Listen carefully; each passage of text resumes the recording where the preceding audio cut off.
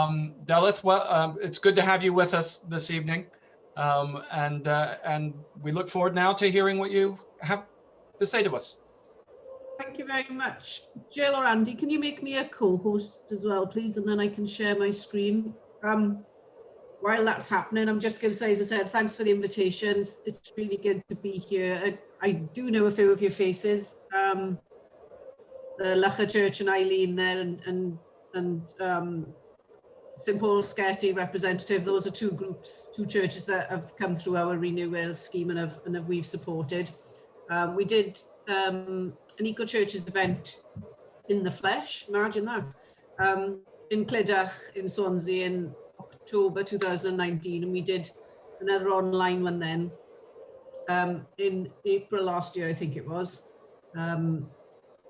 But obviously that opened it up, and we had people from all over Wales then. It was going to be North East Wales because we'd done one in Swansea, but obviously by doing it online, it then allowed, you know, anybody anywhere to join. So we had a really good turnout to that, and I firmly believe that as a result of that, we've had quite a number of other churches who have sort of signed up for support from us.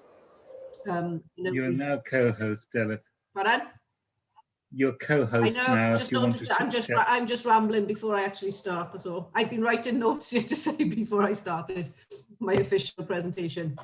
Yeah, some of the churches around Eglwys Elan and Caerphilly, and I think we've got 4 groups from a diocese in Cardiff and Newport, who've sort of in the last, since our online event last year, have sort of come to us for support. I'm sure there are more which I can't think of, and obviously here in Swansea as well, St Michael's in Manselton has come on board with us. Share screen. There we go.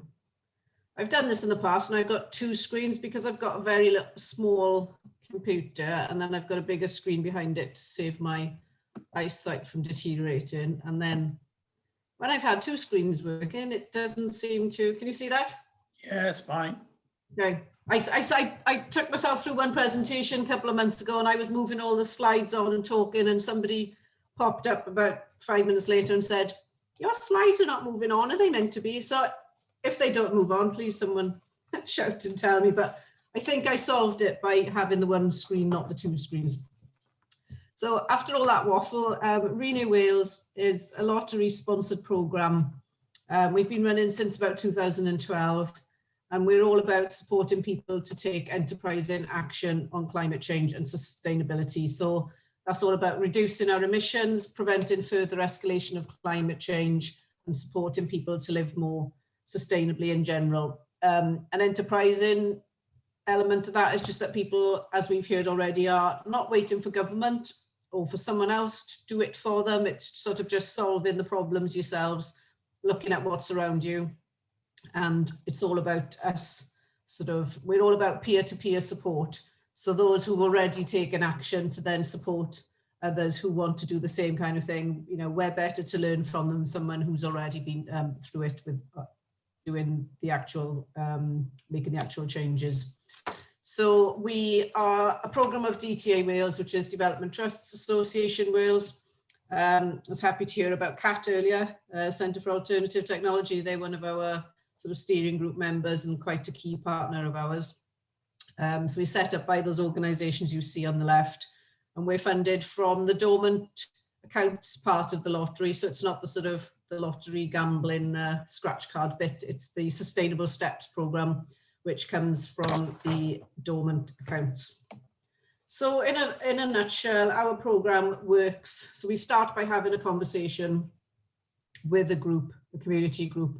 We've got coordinators who are based all over Wales. We've currently only got about 20, but they're scattered all across Wales, based at other sort of charities and third sector organisations.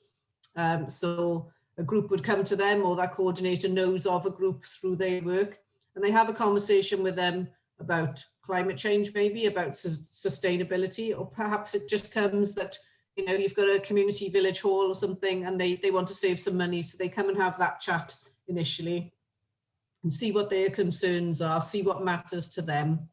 And as Eileen mentioned, then our coordinators will help with an action plan. And the whole point of that is to help focus. Lots of groups have lots of ideas. It sort of helps focus what is doable, what's achievable. And then the main part where Renew Wales really comes into its own, as I said, we've got, we put them in touch with people who've already done it, people who can help. We've got a pool of mentors. I think at the last count, I think we've got about 53, 54, maybe closer to 60 now, sort of experts and people who've been doing certain things. So we've got energy experts and waste experts, you know, lots of different people who can share their experience, share their expertise and inspire the groups on what can be done. So it's free to all the groups. We don't charge anybody, but we pay the mentors who provide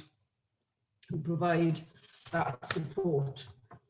So what does this kind of sort of support look like in practice? So it can look like lots of these different things that you can see on the screen, but it's, when it comes to the crux of it, it's basically people doing good things in their own community. They look in such a wide range of things. It can be energy, waste, things to do with land and nature, community enterprises, food, transport, or just maybe general awareness raising. I've got the next sort of handful of slides are examples of specific projects, and maybe you won't see the sort of connection with why I mentioned it to you all as churches, but it's sort of just things that you can see, ideas that are going on, have gone on over the years in different communities. So we've got the first example here is Women Connect First. They're a charity in the Riverside area of Cardiff. They support women from ethnic minorities in a huge variety of ways. What was interesting about this group, and I sort of only came across it when I wrote a case study about them, climate change and its consequences is a very real issue for this group. A lot of the women that come into the building have fled from countries that are already experiencing issues connected with climate change. So it's an issue that the organisation is very aware of. So they've undertaken a survey of their building from an energy point of view and a waste point of view. They can't afford to make some of those changes at the moment, but they've got a report there sitting waiting for when they can access some funding. But in the meantime, they've also done some climate awareness classes and courses, and you can see some photographs here of some of the attendees having a chat about things. The items at the bottom where they had to go up making their own household cleaners, you know, instead of using the chemicals and stuff, using fresh fruit and other kinds of oils and stuff. They've also discussed things on that course to do with food and clothing, and the fashion industry, I know, was another one that they looked at. About food surplus is in Aberystwyth, and it does sort of what the name suggests it does. It collects and distributes amongst community members any surplus food that would be destined for landfill. They offer food sharing, community fridge, and pay as you feel meals for those who need it. As a group, they're always looking at ways of doing things better. And I think recently they've sort of looked at their governance and restructuring part of their business, and often hold community events around food and bringing people together through food. I think we know that's a very powerful tool of bringing people together around food, and they educate people in that way. Milford Youth Matters was a project from quite a number of years ago now. We've done a lot of work with youth groups, helping the youth to maybe upskill and different things like that. We've supported quite a lot of groups to do, there's a lot of interest in bikes and upcycling bikes, repairing bikes, bike workshops. So this, obviously from an environmental point of view, you're restoring old bikes that are just sitting around in the shed doing nothing, using reclaimed parts and reusing the materials and things like that. Obviously, as I said, upskilling the youngsters that they've got something useful to do in a practical scale, but also it's given them a sustainable mode of transport, and maybe more are now cycling back and forth to college or something rather than either driving a car or getting their parents to drop them there in a car.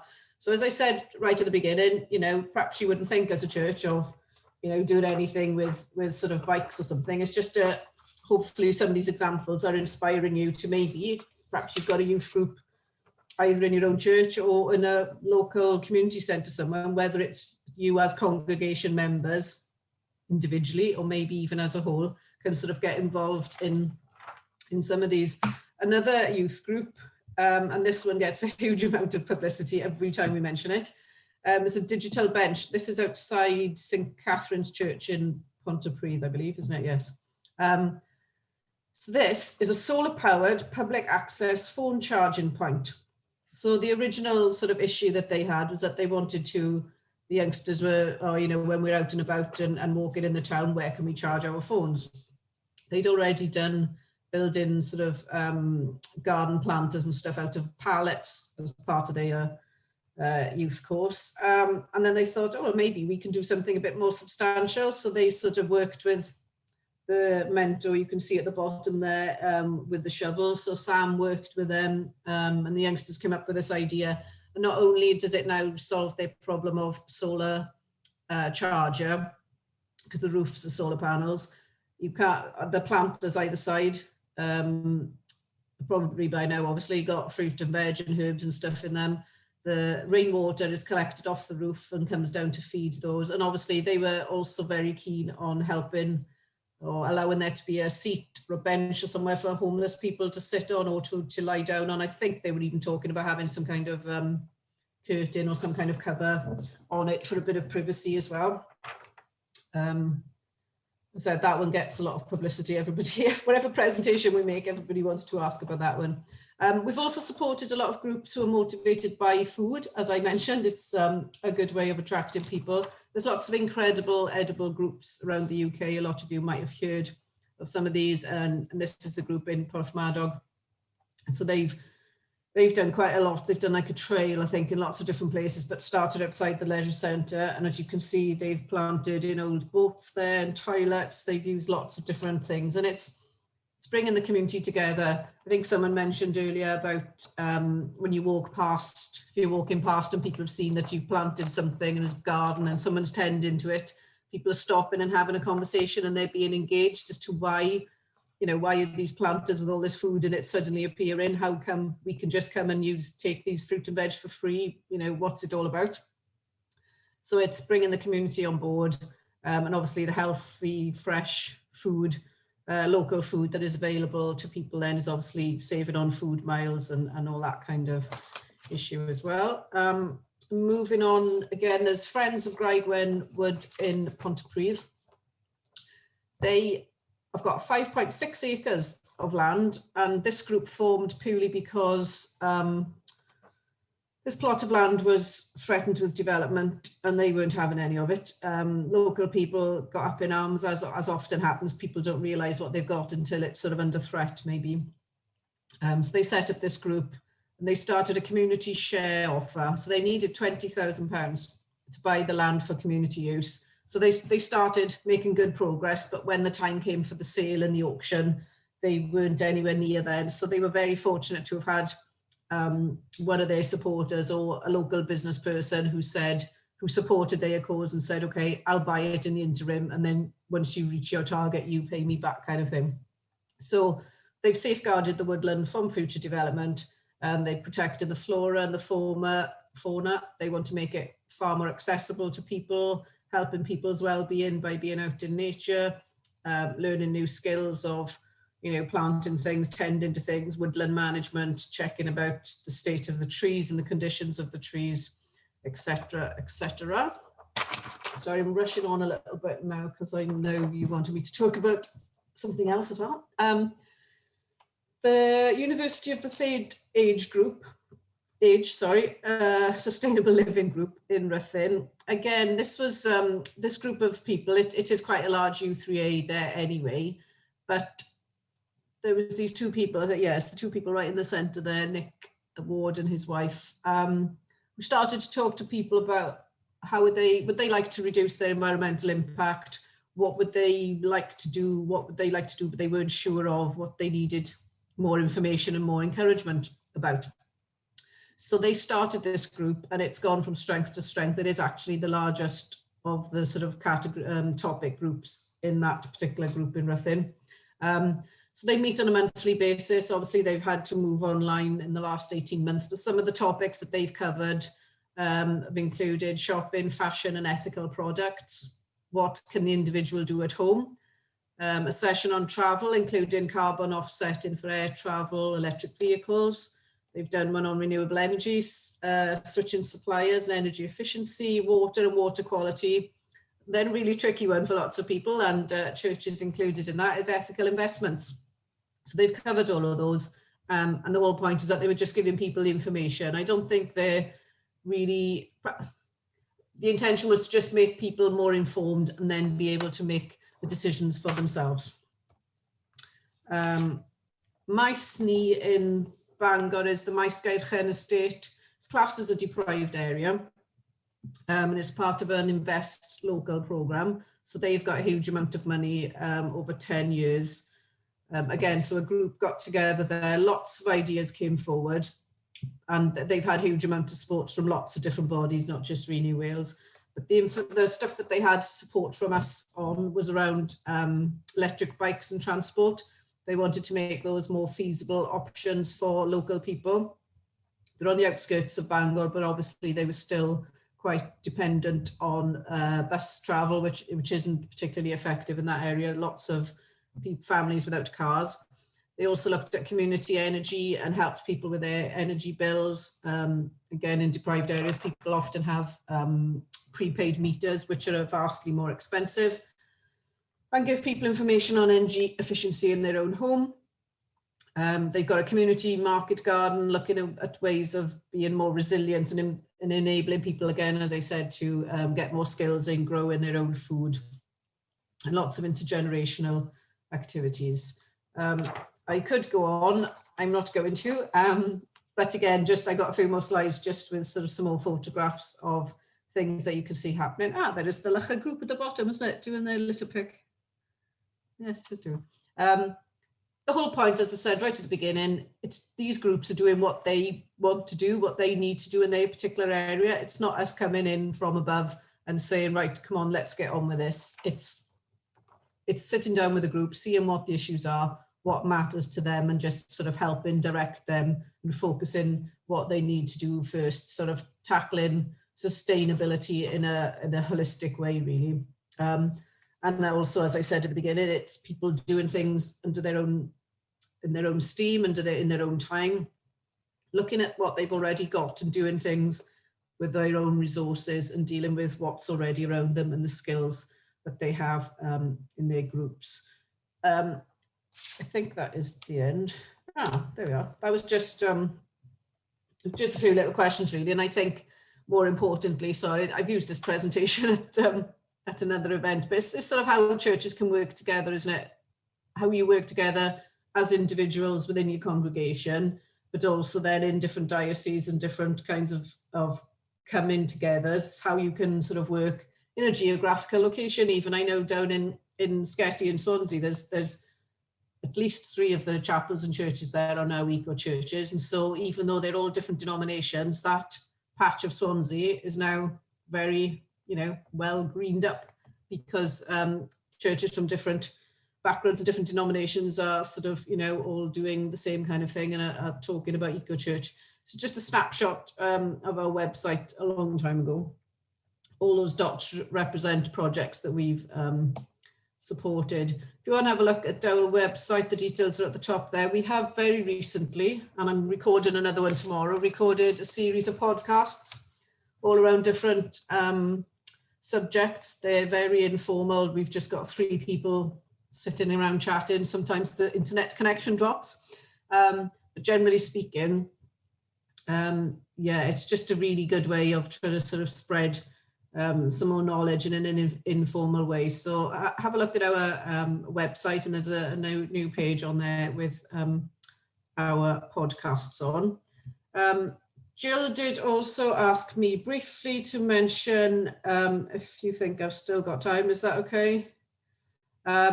The Welsh Government's sort of update and current thinking on climate change. Now I am going to be reading this off the screen, so forgive me if I look as though I'm looking straight through you. As you probably know, the Welsh Government has unveiled sort of new plans to ensure a stronger, greener and a fairer Wales. I hope you'll be aware that they've got a new climate change minister, and it is Julie James, who is the Senedd member for Swansea West or East, can't remember which, but it's the Swansea one. So they've got a new 5-year programme of government, And what this sort of new super ministry, if you like, has brought together are the previous portfolios of transport, planning, housing, energy, and the environment. So if you think how much each one of those on their own is such a huge subject, this now new climate change sort of portfolio has got all of those together. So it's a really good decision as far as lots of people in the sector are concerned. It's really given it a high profile to actually have a minister for climate change. So it's all a step in the right direction. But as people have said several times today, we need to be further on than just stepping in the right direction. The urgency is huge. There needs to be, a huge amount of change. And everybody needs to take a responsibility for that, really. I do apologise, but the sort of list of things, I found a programme for government. So I'm sort of going to rattle through that in a way. Let me find it up again. It just gives you a real idea of the extent of some of the things they've sort of committed to and have said that they will do. And it also just puts it all into context then of the direction of travel that the Welsh Government and therefore the people of Wales and all of us are on as well. They want to give Transport for Wales new powers to better integrate rail, bus and active travel. I think we've heard things like that for a long time, haven't we? Delivering £800 million of new rolling stock for railways, progressing the plans for the metro in North Wales and Swansea Bay, electrifying the North Wales main line. So those are some of the transport things. Investing in bus services and complete new major infrastructure projects. Explore the extensions of My Travel Pass for reduced cost travel for young people. They want to make the bus and the taxi fleet for the whole of Wales zero emission by 2028. That is a very big ask. I'm not sure how much power they have over local authorities. I think it's local authorities that actually commission the taxis especially, isn't it? But that's, a lot of these targets are very commendable and are very, very challenging. As I said, there's an absolutely huge list. I'm not reading everything. I'm just whizzing through there to see what else would be of interest. Moving on to sort of renewable energy. It just says support innovation in renewable energy technology. That's fairly bland. Support communities to create 30 new woodlands and connect habitat areas. That's an interesting one that everybody can get involved in. Connecting habitat areas so that animals can travel from one area to another, sort of wildlife corridors.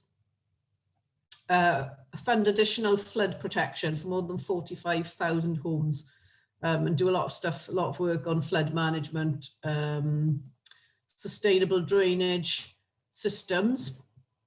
So a lot of this sounds quite technical, really. It's just trying to give you as I said, a breadth of some of the commitments that they've made.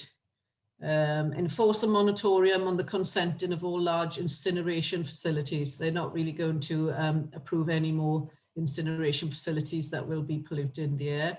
Continue to improve existing homes, tackle fuel poverty. Obviously, fuel poverty is a huge issue in Wales. So much of the housing stock is very old and not very warm and energy efficient. So that is a huge issue in itself. Just a few more before I finish. Empowering communities to have a greater stake in local regeneration. Developing community recycling facilities in town centres and promoting repair and reuse facilities to encourage zero waste shopping. I know from our work with Repair Cafe Wales that there are there's a new scheme called Benthyg, which is encouraging more people to sort of set up borrowing schemes where you can hire equipment and stuff rather than actually, every time someone needs a drill, I don't know what the statistics are, but I know they're very small. The length of time a drill is in use in your house, in your lifetime, probably doesn't even add up to an hour, and yet every home has probably got a drill. So it's in terms of lots of these library of things where you can go and maybe borrow items that you don't use that regularly. So yeah, I think it is encouraging. As I said, the Welsh Government have got this new climate change portfolio. Hopefully it will keep everybody on their toes, and it is very much their mantra. I know from when we speak to them, which we haven't done for a little while now, but it is that everybody has to pull their weight and everybody has to play their part. Climate change isn't a thing that government can sort out on its own. It's not something that we can do on our own. It's everybody sort of working together and doing, you know, Eileen talked about small steps, taking small steps, doing the little things that you can in your environment, and encouraging members of your congregation and stuff to spread that wider into their own homes and their own communities if they're not living in the same area. So hopefully that's given you some food for thought and some inspiration on some of the projects that we've supported. I mean, there's hundreds and hundreds and hundreds more. But it's interesting sometimes to know what's going on in your community and where congregation members can get involved, or even the congregation could be the ones that start a local environmental project. But certainly being part of the EcoChurch does set you on a really good pathway towards tackling it holistically. As has been mentioned, you're not just looking at one little issue and going, there we are, we've sorted our energy, good, we can all rest now. It's very multifaceted, and EcoChurch is a brilliant scheme to get that going. Thank you. Thank you, Della. Thank you.